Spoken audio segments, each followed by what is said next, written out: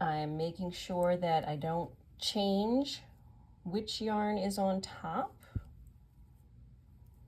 And then 3 more white, and that's the end.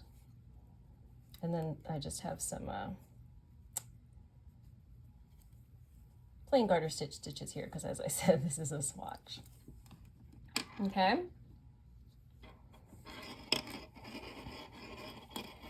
You can see the result here.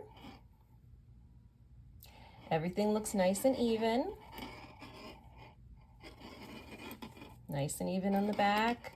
It's not too tight, it's not too loose because I'm keeping both yarns tensioned over one finger.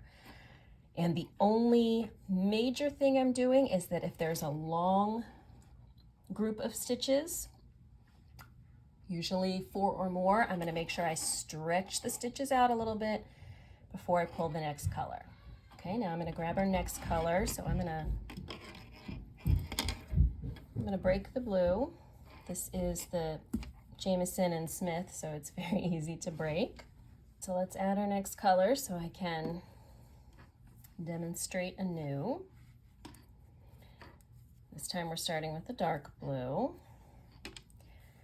And again, since my first few stitches are just garter stitch, I will just get those out of the way. Okay, so let's go again with our next color.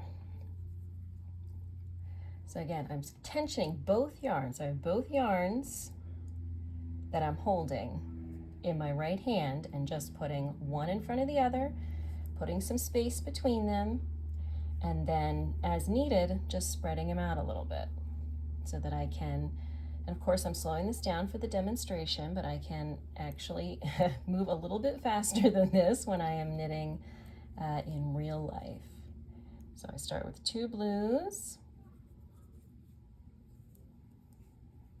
2 whites,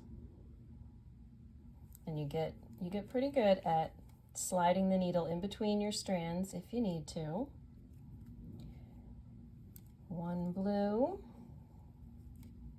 2 whites. You can see I'm always keeping the secondary color behind the main color. And then I come back and I'm going to get a blue. 2 blue, 2 white, and tensioning both the whole time.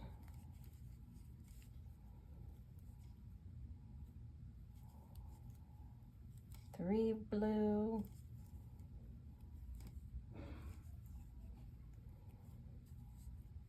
1 white, 3 blue,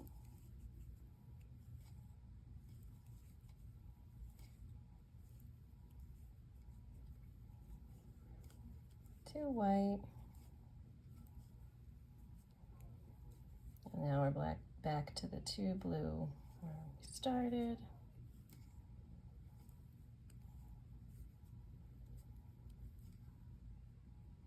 2 white, and that was it. Okay, so you can do the Fair Isle with both yarns held in your right hand, knitting English style, if you are not comfortable with or have not learned to knit continental style. Now, as I said, I'm slowing this down obviously for demonstration purposes. I'm going to do 1 more row kind of at my normal speed. I say that in quotes because I'm trying to keep things on the camera. I am kneeling because that's the position I have to be in to use the camera, and because I am swatching and I have all this extra junk.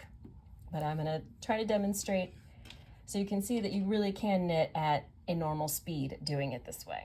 I'm going to try to keep this on camera and do it at my regular speed, and we'll see how that goes. Just starting with my garter stitch.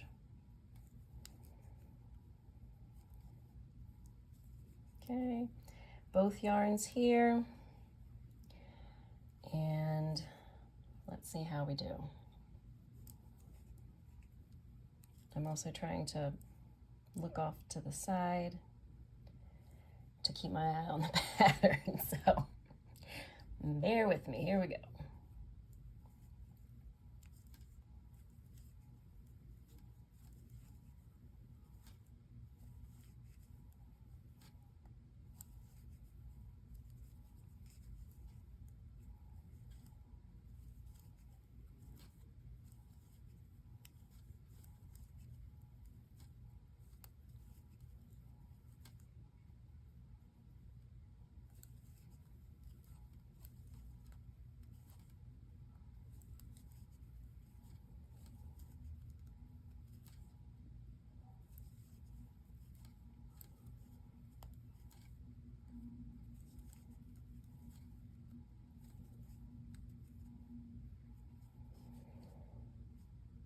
Just counting my stitches.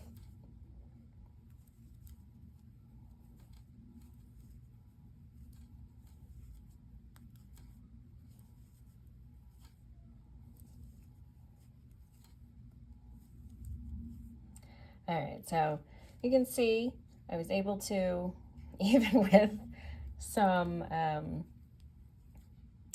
limitations here, swatching, being on camera, kneeling, etc., still move across the row pretty quickly.